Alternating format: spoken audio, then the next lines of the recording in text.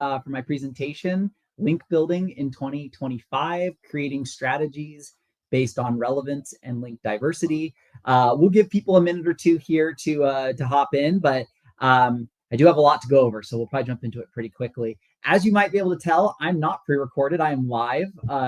They give us the option for that, and I'm having a bit of a Ron Burgundy, I immediately regret this decision moment. But no, really, I love presenting live. I think it's fun, much more interaction that we can have. So keep in mind, at the end of the presentation, I'll be doing a little bit of a Q&A, even a workshop. So make sure to throw your questions into the chat. And then as well, if you want to throw your URL in there, I'll do some live workshopping of your site and give you some link building advice. So let's go ahead and jump into it. So again, I'm Michael Johnson from Resolve, and today we're talking about link building in 2025, creating strategies based on relevance and link diversity. In terms of who Resolve is, we are a team of SEO, content, and outreach, as well as digital PR experts. We are based in Boise, Idaho, and we have a team of remote SEO specialists from across the US that handle each stage of your content and link building process.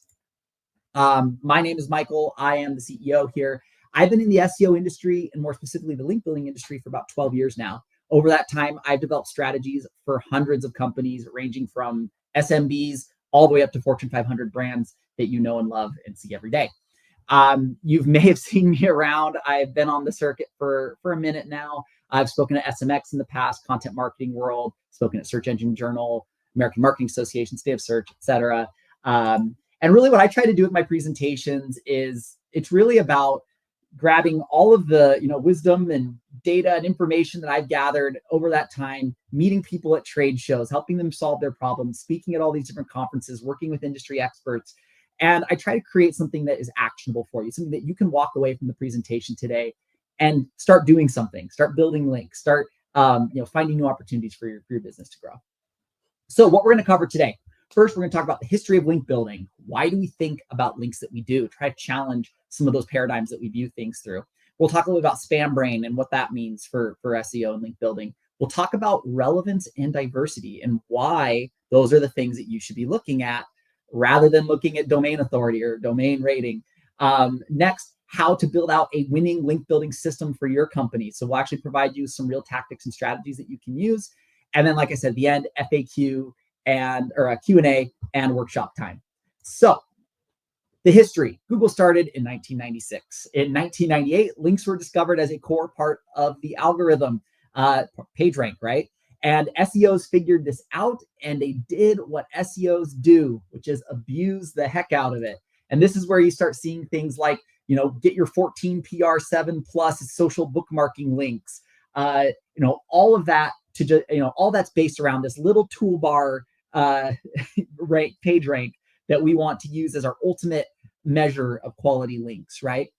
So this basis here and this foundation is why today we are still obsessed with domain authority, page authority, domain rating, URL rating. Yes, these are part of your factor, but they shouldn't be our whole focus or even our first focus. But we have this mindset because of this legacy from PageRank.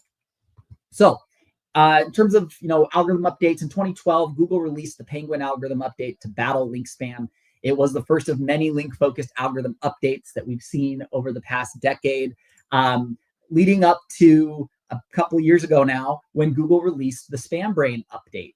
Really, the idea behind Spam Brain is that Google's going to use machine learning to detect what links are likely just spam or bot and what links are quality. And so one thing to keep an eye on, a lot of people ask me, is link building dead? Is it, going away? Google's investing regularly in helping links be a good signal for site quality. You wouldn't invest in something that, to prevent spam if it didn't mean something to your algorithm. So the fact that they're continuing to invest in clearing out the spam of links, that's a good sign for link building. So do links still matter? Correlation studies say, yeah, probably. SEMrush did one at the beginning of 2024. 8 out of the top 20 factors that they found correlated with rankings were link related. As well, in the Google algorithm leak that just came out a few months ago, they found that links continue to play a role in Google's algorithm.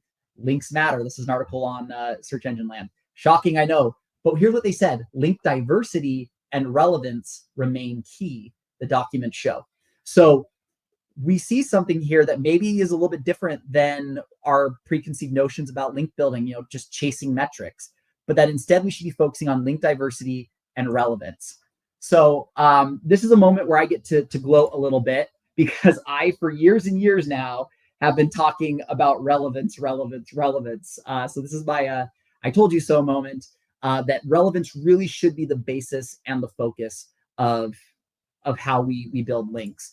Even on our own website, the algorithm leak came out in May. In April of this year, our website said relevant links drive results, link diversity matters.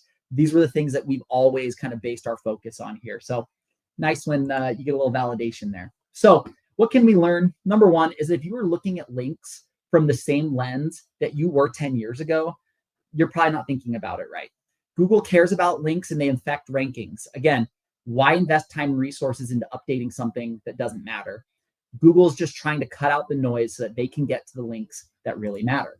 So what doesn't work? We're going to talk a little about that. We're going to talk about spam brain, what is machine learning, and what are the patterns of paid links versus patterns of earned links. So machine learning, as defined by IBM, it's a branch of AI that focuses on using data and algorithms to enable AI to imitate the way that humans learn. AI is learning from data, it's studying patterns, identifying outliers, right? So really what Google's trying to do is, how can we evaluate links with more human understanding rather than just, again, using simple metrics. So why will links matter in an AI world, right? Google is using spam brain to be more nuanced in how they view links. So we need to start thinking, how do we not just, reward sites based on shallow metrics? How do we not just target sites based on shallow metrics? And we need to think about how relevant links from trustworthy sources can serve as a human factor to judging authority.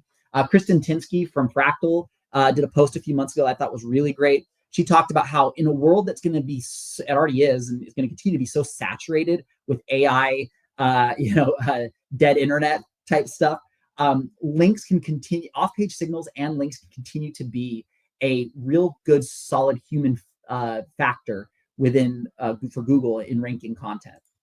So what are the patterns of quality links? What are the things that when Google's spam brain knows using a machine learning to evaluate these links, what are the things that are going to show that a link is natural or fits the qualities of that? Number one, your anchor text is user-friendly. A good backlink ultimately should be a link that is serving a purpose on the web and that is guiding people to information that enhances their experience online. Next, you should be linking to a page that is contextually relevant. It should make sense to Google and to humans why your link is on the page that it is, in the article that it is, where it is in the article. Your link should also be linking to something that is providing valuable information. Again, people online don't usually just link to product pages for the fun of it within a blog post, right? They're usually linking to something that provides information or that was a source that they used in their article. So most pages that people link to organically are going to be non-promotional. The way that you should think about it is just like we say helpful content, we should be thinking about helpful links. Are the links that I'm building and getting for my site, are they actually helping the people on the sites that I am building them on? Pattern of spam links. Your anchor text is probably SEO focused, probably an exact match. You're a personal injury attorney in California or Los Angeles, and you have a guest blog post about how to hire a personal injury attorney, and your anchor text says personal injury attorney right? That's the typical spammy formula that we see. In this case, relevance may or may not matter. You're probably going to get links from general sites because you're only focused on getting high DA, DR. So you get that DA 75 generic site. You're linking to promotional pages on your site. Really, you are disregarding users. You're just in it for the juice, like on Encino, man. You're squeezing the juice. So this is what doesn't work, right? The guest posting on general news sites, linking to a promotional or product page, using exact match anchor text, like this example here. For wrongful death cases, you could get a lawyer, type attorney near me in the search option online. If your links look like this, you or your agency are probably doing it wrong. So it's time to update our links, right? They probably looked at this and said, hey, look, it's a high DA, news site. but really there's no focus for this site. This site has no topical authority, and we're linking out in a way that's clearly spam. So again, likely what SpamBrain did in this case, and this was a client that showed me this link before they started working with us. And sure enough, their traffic had been declining consistently for a long time. SpamBrain was likely telling Google to ignore or devalue these links that follow that pattern. So they weren't like penalized in the traditional sense, but this was a correction to neutralize the effect that history of spam linking was having in the search results. So what does work? Like I said, build helpful links, build relevant links, use DA or DR as a secondary or tertiary metric. Use that as a bonus on the back end. Hey, I got something that's really relevant. People that I want to attract to my site might actually be on this site. Oh, and it happens to be a high DA. Cool. Use diverse tactics. A backlink profile that's just full of guest posts doesn't look natural to anybody. So why relevance? And if there's one topic, one idea, concept that you can pull from this that I want you to really remember, it's this. Think about links as endorsements. From whom would an endorsement of your website, content, products, etc., really matter from? And what kind of signal would it send to Google about what you're an expert in and what you can be trusted about? So here's a quick example, right? Let's say I want an endorsement for my brand that will get SEOs to hire my agency, right? So I'm looking for somebody to get this endorsement from. Now, Arnold Schwarzenegger on the world stage, he's probably a DA 80 or 90, right? Everyone knows who Arnold Schwarzenegger is, right? So maybe I could get him to say like, Resolve is the greatest link building firm, right? Like that would be awesome. But that wouldn't matter as much to me as an endorsement from John Mueller, who a lot of SEOs trust him as somebody who works for Google, who knows a lot about SEO. But on the world stage, only really people in our industry know who he is. He's probably like a DA 17. But who would I want an endorsement from? I would take John Mueller's endorsement every day, because that's actually going to send a signal to my industry that we know what we're talking about, because it's somebody who carries weight in my space. So again, if you think about links in this same way with this metaphor, you're going to find yourself consistently getting links that are going to matter and send the right signals to Google about what you focus on. So next slide. There we go. This is a good quote from John Mueller, again, focusing on relevance. He says, we try to understand what is relevant for a website and how much we should weigh these individual links. The total number of links doesn't matter at all, because you could go off and create millions of links across millions of sites. And if we wanted to, we could just ignore them all. And that's exactly what a lot of these algorithm updates are focused on doing, is just ignoring all this spam. So, again, you can build spam links if you want to, but you're probably just pouring money down the toilet. So how do we evaluate good target sites? This should be your new formula. Relevance first. Is there a logical reason why I'm on this site? Next is human value. Does this site mean anything to anybody who is not building links on it, right? If this site just exists for people to guest post on, probably not a real thing. So number one, look at traffic to the website. Look at engagement. Look at the quality of the content that's being published there. Like, is this real stuff that people are paying attention to?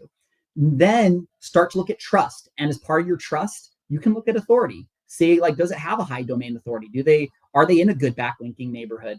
That will then help guide your experience. But if you lead with relevance and human value and check those boxes first, then go to authority, you're going to set yourself off to be on the right track with your link building. So again, think of links as endorsements.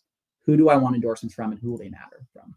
So let's go ahead. Let's start building our link building tool belt. We're going to talk about a few different tactics that you can use here. Not all of these are going to work for everybody's websites, but you should be able to find at least one or two of these that you can execute for your brand.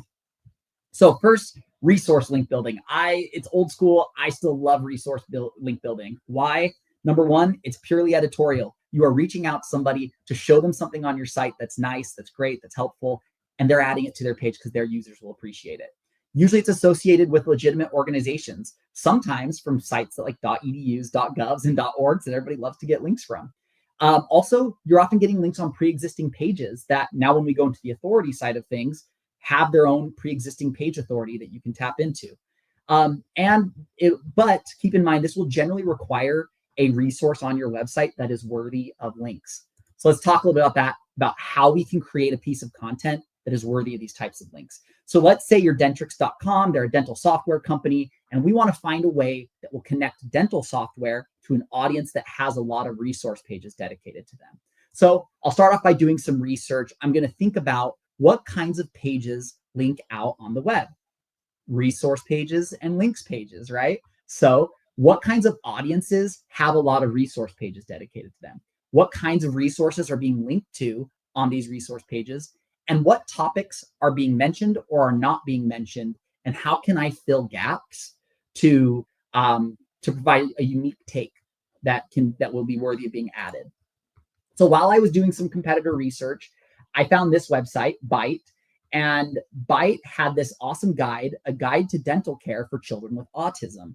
Interestingly enough, this guide has earned over 80 links for them, including .edu and .gov links. So this has been a really successful piece for them. It's gotten some great backlinks. So that gives me some inspiration here on, okay, maybe if I went ahead and created a guide to help parents that have children with special needs to have a better experience at the dentist, I could likely get some of these links from different sites that are relevant. So what we want to look at here with a good linkable piece is going to expand your spheres of relevance. It's going to create new link opportunities. And that's what this does. Number one, I can target dental resource pages.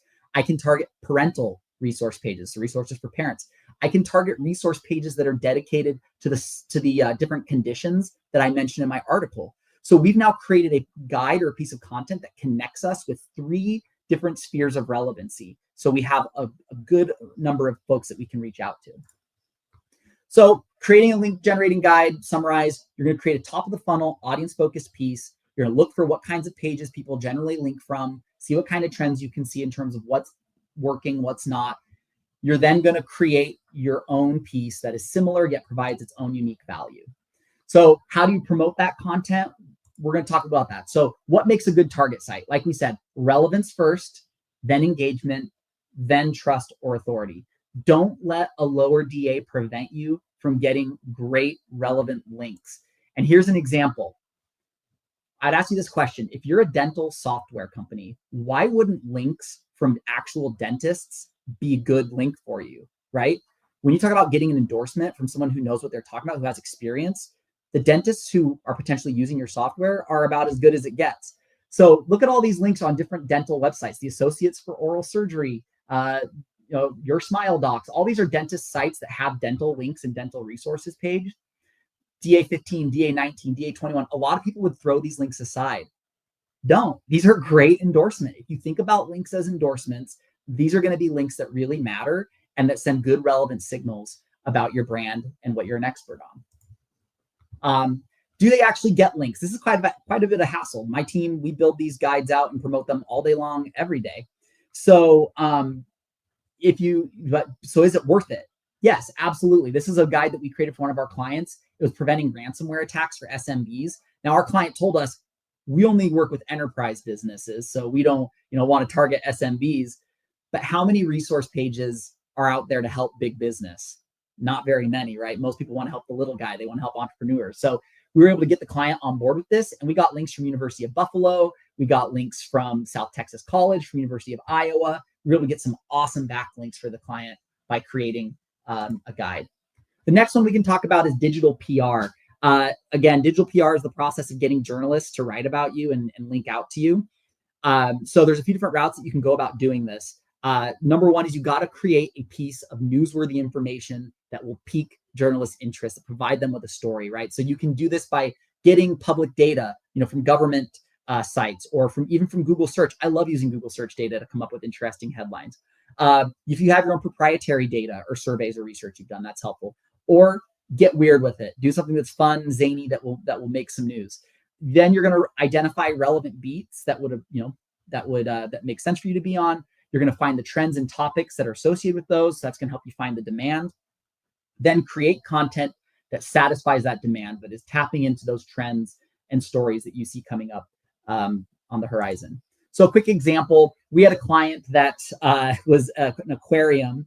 So animals is what they talk a lot about. And I thought, what was something kind of fun, off the wall that we could write about? And then cryptozoology came to mind. So we did a piece about the 10 most Googled monsters in America. For those who aren't familiar, every state in America kind of has their urban legend. Like, oh, there's this skunk ape in the swamps of Florida, or there's a lake monster named Champy in Lake Champlain in New York. So we found out which of these were Googled the most each year and put together just little, headshots of each one. And we were able to go out and promote this and get links from NBC New York, from Yahoo News, a variety of radio stations in each state picked it up as well. And we had a lot of success. I think we got like 25 links with this piece. So again, digital PR can be a really powerful way for you to earn quality organic links. Actually, I got two more.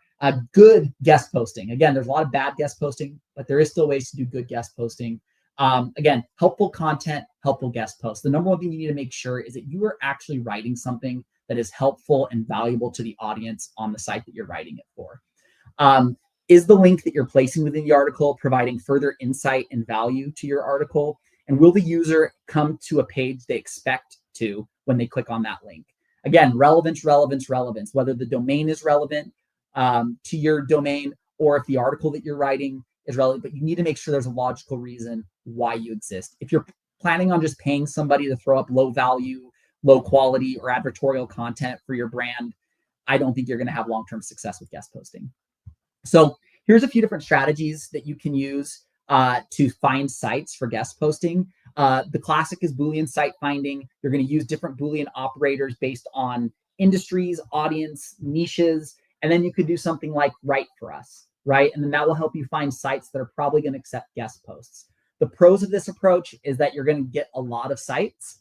They're going to be relevant because you're using keywords to qualify them. And again, it's a pretty quick way to find sites. The cons is that likely these are going to be lower quality sites. They might be pay to play. They're maybe advertising if they accept guest posts so they can get you to pay them. And then last is there's probably spammy content on a lot of these sites if they are accepting guest posts from anybody. So if you're going to use that tactic, it can work and get you a lot of sites. You're just going to need to kind of use your human brain here to kind of filter through what's actually good. Another angle is persona prospecting. And just so you guys know, these are ideas that come from Willem Rogers on my team. He's one of our link building specialists, and he's awesome. So he uses this one, and what he'll do is he'll find a persona. A lot of agencies will create personas to write under when they're doing their guest posting efforts. So if you can find one of these people, you can then go back to Google and search them and then find all the places that they've written. So this will help you to find sites that accept guest posts. And if you're finding one that's from a good SEO or good link building agency, it'll likely be higher quality sites. The cons is that it is hard to find one of these personas. It takes a lot of study, but once you find one, it can be really fruitful. Then the last one is organic competitor searching. So what you're going to do is you're going to find a site that you want to link on, and then you're going to research the competitors of that site and then try to reach out to those sites to get links. And what's cool about this is that this creates something that we call circular searching, which means you can find a site, get their competitor list, find a site on that competitor list and get another competitor list. And it creates a system that will get you a lot of sites consistently and also potentially really good quality sites. Keep in mind, though, because there is so much that you're sorting through, it will take a long time to kind of smell test and make sure you're on the right track with those. My last tactic here is unlinked mentions. If you're a big brand and you have a lot of press out there, and you're not doing unlinked mentions, you're missing out. You're just throwing link equity away for your site. So definitely go after these. This is basically where your brand has been mentioned but not linked to in an article. So find where these exist and then follow up and just ask the writer to include a link to what they mentioned on your site. You can use even just as simple as a Google News search your brand name, search your product names, search anybody on your C-level or owners of the company. There's also tools like Mention, Brandwatch, and Mentionlytics that you can use to find these. This is an example of one that we did for a client. Their brand name was synonymous with one of the products that they offered. So we went through and just asked writers if they would include a link where they mentioned the brand and suggested that they link to our client's product page. And our client saw a 150% increase in traffic to one of their core product pages. And we got links from Cornell, from University of California, Santa Clara, University of California, Berkeley, as well as other softwares within their space. So really cool example, definitely showing links that making an impact. So in the event that you can't get a link to your product page, I often get the question asked, okay, well then how do I increase rankings for my product page? And the answer is internal links. So you're going to create these link magnets, this linkable content. You're going to get links to it, and then you're going to internally link this to those pages that you're trying to influence. So in an ideal scenario, you'll have a lot of linkable pieces in play. You'll have a link generating guide that you're using to attract resource links, like we talked about earlier. You'll have different blog articles that you can get guest post links to. You'll have your digital PR magnet that you're using to attract your digital PR links. But you're using internal linking to funnel authority to those core pages on your site that you want to influence. And that's the system that you want to develop. Whenever I pull this up, I feel like Charlie from It's Always Sunny in Philadelphia. But what's cool about this is that this is a repeatable system. You can create a link magnet for a specific audience, outreach for it. Once you've tapped that out, create a new one for a different audience, tap that out. This is not just a campaign. This is a system. It's repeatable. It's sustainable. And this is what you want to do when developing a link building system for your company. So does this all get results? The answer is absolutely yes. We've seen this work for brands, from small companies who are just trying to get a couple thousand visitors a month, all the way up to brands that are driving hundreds of thousands of visitors per month. We've been able to consistently drive amazing results for clients by doing this. So your takeaways today, number one, links still matter. Long live links. We love them. Next, relevance and link diversity are key. This should be what you're basing your campaigns on. Look at relevance and engagement first, then look at authority when it comes to measuring site quality. Think about links as endorsements. Who do you want an endorsement from? Who will it matter from? Create linkable content that enables you to earn diverse links. Again, a backlink profile that's just a bunch of guest posts doesn't look natural to anybody. Integrate your linkable assets into your content pillars, into your marketing funnel, and by internally linking your assets to the pages that you want to influence. All right, so you're welcome to do this all yourself if you want to. Take this information, run with it. If you do want a little bit of help, though, you can definitely have us help you out. If you want to scan this QR code, I'm offering a free ranking roadmap report to everybody who attends the show. I'll provide you some free competitor analysis. We'll look into where your top growth opportunities are and where links can make the biggest impact for you. And I'll also provide you with a free linkable content idea. So that link generating guide that I showed you earlier, I'll help you come up with a concept of your own for your website. So I'll leave this up for 1 second here. If you do end up wanting to work with us after the consultation, great, love it. We'll give you 10% off the first engagement with Resolve. So go ahead and scan that QR code if you want to set up some time to connect. And let's go ahead and jump into the Q&A. Also, if you want to connect with me, here's my LinkedIn and my Twitter. You can shoot me an email if you want. We had Emma, who is giving us a site to do some, it's a small B2B e-commerce company that does lab chemicals. So let's take a look here. We'll add this to our, there we go. All right, so we've got this site. It is the Lab Depot, and it is a B2B e-commerce, which B2B can be scary because you're already kind of narrowing your niche up a little bit. But look at this. So we have built-in under-counter vaccine freezers. Okay, so one of the things you want to start looking at is who are the audiences and groups that would maybe relate to this. So for example, when we see that vaccines are potentially something, or vaccine storage is something they talk about, there are a lot of resource pages out on the web, I'm sure, that would talk about vaccine related topics. So you could look into creating some kind of link generating guide around, a guide for vaccination for children, and kind of lay out that schedule of like, hey, this is usually the types of vaccines that you look at different times, and then provide, feedback on what they're meant to do, how they can help. You can dispel myths or, concerns that people have about vaccines. And then from there, you could pitch that type of a guide out to different parental resource pages, health resource pages. There's all kinds of sites that you could go with. So again, one of the keys when it comes to developing an effective linkable asset is to try to take a step beyond your purchasing audience and instead think about the audiences in day-to-day life, how they relate to your products and to your industry. So that was a great question from Emma Thomas. I see we have about another 30 seconds to a minute left here. If there's any other questions that people want to throw out into the chat, let me know. How would relevance work for niches like gambling? Not so easy.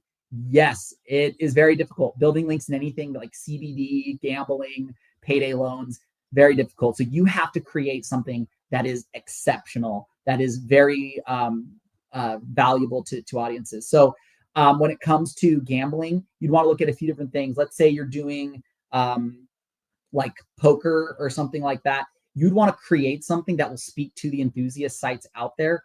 Or let's say if you're doing sports betting, that will actually open up a whole new opportunity, because you could write about sports related topics. You could write an article about CTE and neurological issues that people have, right? So there's different topics that you can tap into. But again, it's about taking a step outside of your direct sphere of relevancy and finding those related spheres. And again, I'm happy to help you out with that and chat with you about it if you want to hop on a call later. You didn't touch on this, maybe on purpose. Should I spend time disavowing links that are low quality or toxic? Okay, if you have egregious link spam, then yes, go ahead and disavow, links that are really spammy. Otherwise, even Google themselves have said, like, you don't really need to submit anything unless you have a manual action penalty. So keep an eye on if there is something that looks really bad or spammy in there. But if it's not egregious, if you didn't do it intentionally, and you're not seeing any issues, one of the worst things I've seen people do is they'll get a list from SEMrush and they'll just load the toxic link list from SEMrush, put it into their search console, and disavow all those links. You're throwing out the baby with the bathwater a lot of times. You're going to end up losing links that were helping you rank. How does link building affect results in AI search and chat GPT? Yeah, great question.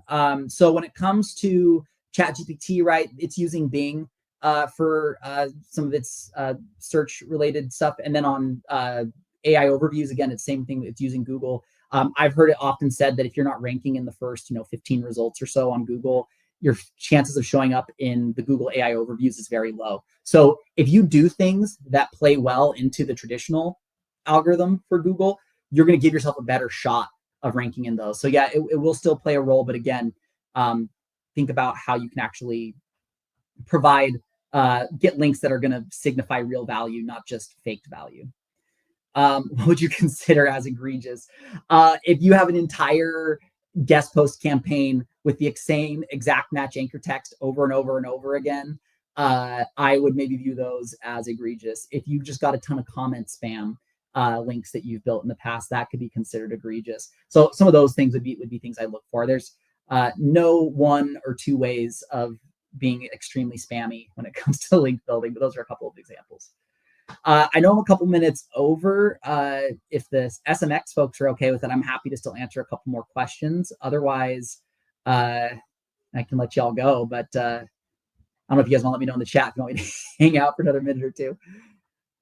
But other than that, I've had a lot of fun talking with you all. I'm going to throw this QR code up one more time just in case anybody wants to take advantage of that. But you're welcome to scan the QR code and get a free ranking roadmap from me with that link generating content piece idea. But outside of that, I just want to say thank you all so much for checking out the presentation today. I had a blast. I hope you did too. Loved the questions at the end, and any questions that I didn't get to today, I will follow up with you on and make sure you get answers to those questions. So thank you all so much, and I look forward to connecting with you all soon. Have a great afternoon and a great rest of your conference.